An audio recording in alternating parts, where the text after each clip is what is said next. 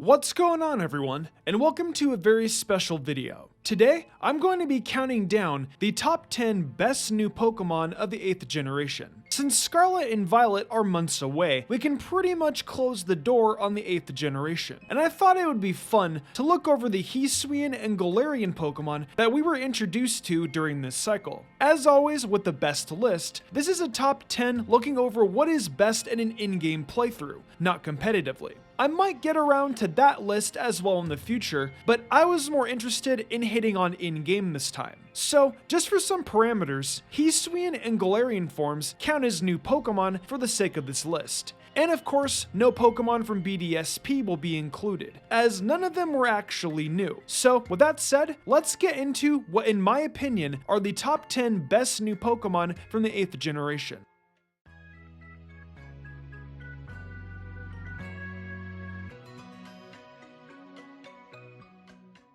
We start off the list today with Corvinite, and it shouldn't be too surprising to see it pop up here. It's right there with Staraptor as one of the best early route Pokemon in general, with the fantastic typing and obviously major longevity in a playthrough of Sword and Shield. Its Steel Flying typing is something that was only available to 2 Pokemon prior, and neither of them were even remotely as early as Corviknight. Its defense is great at base 105, and that pairs particularly well with the move Body Press, which would use Corviknight's defense stat to calculate damage. However, its attack is no slouch either, at base 87, so it can still use other moves to clap back pretty well. What moves has it got? Well, there is the great Iron Head and Brave Bird, which drives out nice stab damage. For coverage, it can use the aforementioned Body Press, as well as U-Turn for nice pivoting action. It's pretty basic, the reasoning behind Corviknight starting us off on our top 10 today. It's just consistently good to have for a full playthrough.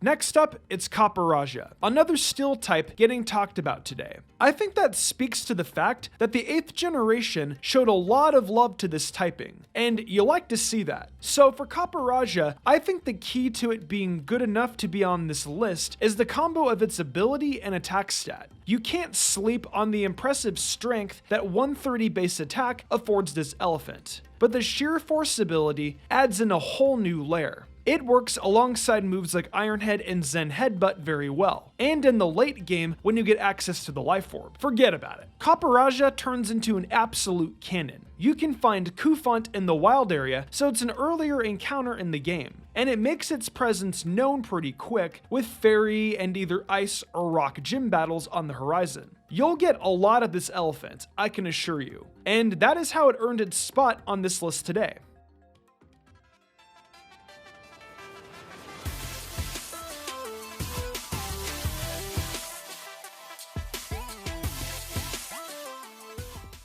Next up is yet another relatively early Pokemon you can get, Berescuda.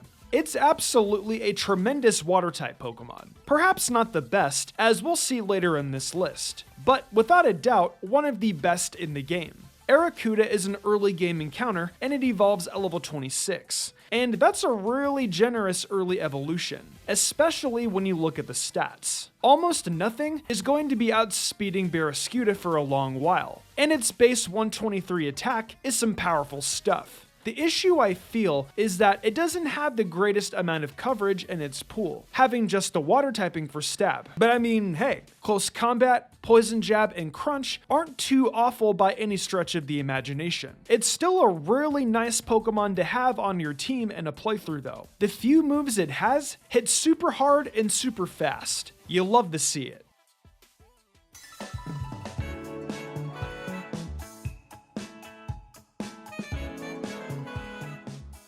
So we've got our first Pokemon from Legends Arceus here on the list. I chose Hisui and Samarat for this spot, the best of the starters and a real nice surprise in the game. It's still a mixed attacker like its Unova form and is a bit faster, but the most important change in getting a new form was the new typing it achieved, Dark. It's actually a great typing to have in Hisui, as the very obnoxious battle with Volo at the end of the game features 2 rounds with Giratina, and being that Dark is super effective against it and resists Ghost, it's a nice little addition to the team. Samarat's Cecil's Edge is really nice as well, and the coverage doesn't stop at its 2 stab typings. Poison Jab for fairy types, and X-Scissor and Ice Beam are there for all other needs. Need I also reiterate, this thing is your starter. You get a whole game's worth of using it, and there's plenty it can do in the Hisui region. It's just the first of the PLA Pokemon we'll be talking about on this list, but make no mistake, it's one of the best.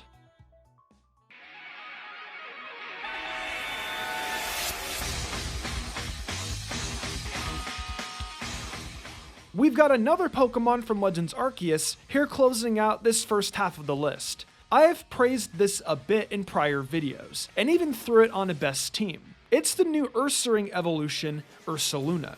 So, Teddiursa is available in the Crimson Mirelands, which is the second area of the game, meaning it's when you end up with Ursuluna, it'll be there for many of the important in-game battles and challenges. Its attack stat is a monstrous base 140, and its base HP being 130 with a 105 defense stat means it's got the ability to tank some big-time physical hits. If we look over the move pool, there's definitely more than just Giga Impact or Headlong Rush. There's insane coverage from Play Rough to the Elemental Punches and everything in between. I think the only thing that kept Ursuluna out of the top 5 is how relatively annoying it can be to get, plus the fact that an argument can be made that most of the next few Pokemon are somehow even more broken. However, if Ursuluna had access to an ability like Guts, it might have been pushing for the top 2 on this list.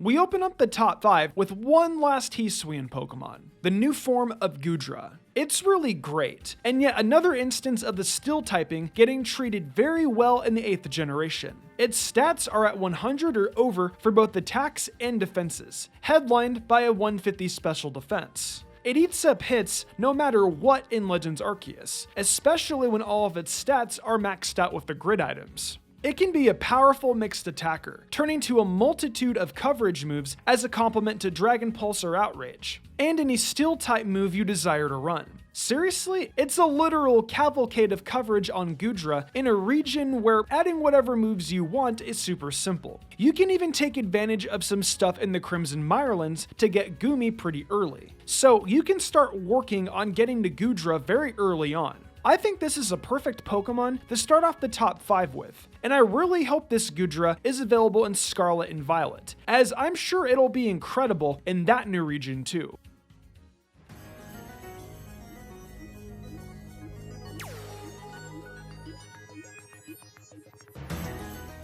So we're only looking at Galarian Pokemon from here on out, and here's our only Galarian form on the whole list, Galarian Darmanitan. It's available only in Pokemon Sword, and you guys know the song and dance with this thing by now. Its ability, Guerrilla Tactics, is essentially a never-ending choice band that can stack with another choice band or a scarf, making it hit like the fastest Mack truck you've ever seen. If you end up with the Zen mode Darmanitan, you've still got a ridiculously powerful mon to use. You can't go wrong with either of these Darmanitan and Galar. It's able to turn to both fire and ice types, so stab is on the table whether you're in Zen mode or not. And then for coverage, there's Earthquake, Iron Head, Rock Slide, which can come all together to handle most of Darmanitan's weaknesses. The only problem, of course, is that this Pokemon is only available in Sword, and is definitely a later game encounter as most ice types tend to be.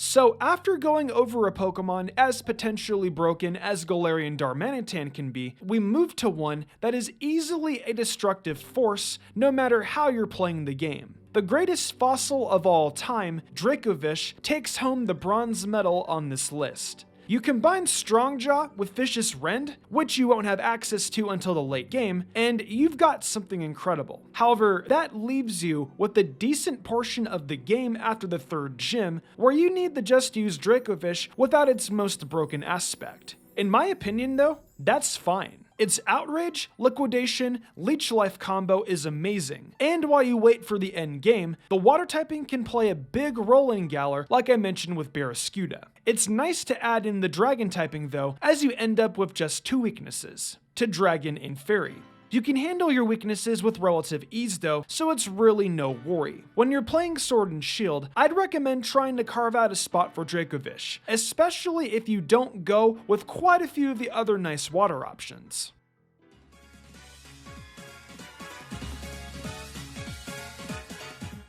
The penultimate spot today could go to only one Pokemon, one that can be argued as the best starter we've ever seen. The striker Pokemon, Cinderace. Now, it still is very possible to get a Libero Scorbunny from Pokemon Home, and that's a big part of why Cinderace is here. Just like our old pal Greninja from Kalos, Cinderace has an ability that makes all of its moves hit for stab. And that is major. It already is fast as hell at 119 speed, and it rocks out with 116 base attack. So when you start to throw in moves always being stab, you've got a nearly broken Pokemon. Look at its move pool. I'll throw it up on screen. It can get stab damage out of over half of the overall typings in the game. And now, that's a big time advantage for any Pokemon to have, whether it be in just a normal playthrough or on a competitive team. Cinderace sells itself with that ability, so I'll wrap up the entry for it here. It got beaten out by our number 1 Pokemon, but you know what? You can argue it shouldn't have been.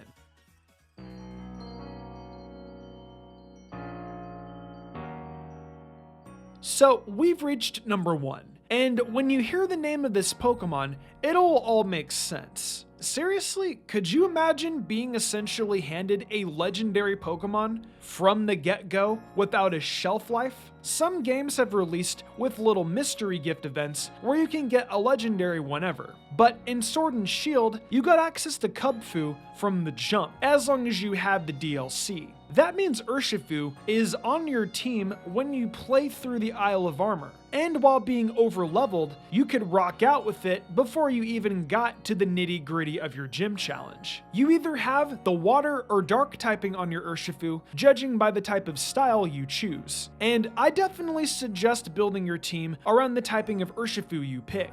It's for sure a phenomenal water type to call upon in Galar. But with some of the great water types we've already talked about on this list, using the dark type one might be for the best. Its moves include the elemental punches, stone edge, and poison jab for both forms, alongside either water or dark moves. Its base 130 attack and solid defense, HP, and speed are all great complementary stats. It should come as no surprise that this is the best Pokemon to use in a playthrough across all of the 8th generation.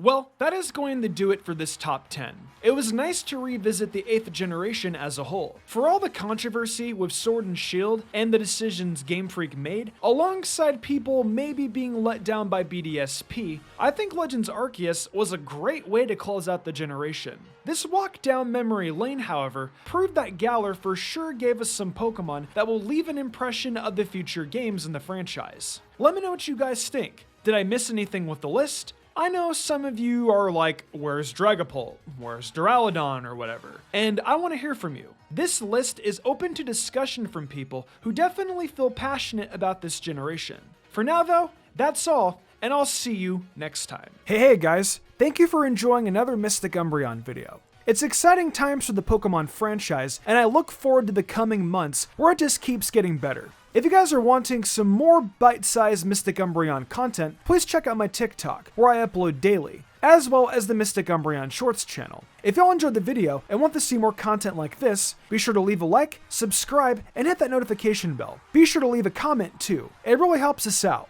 I think it's time to wrap this up though. I'm Mr. Gumbrion, and I'll see you next time with some more amazing Pokemon content.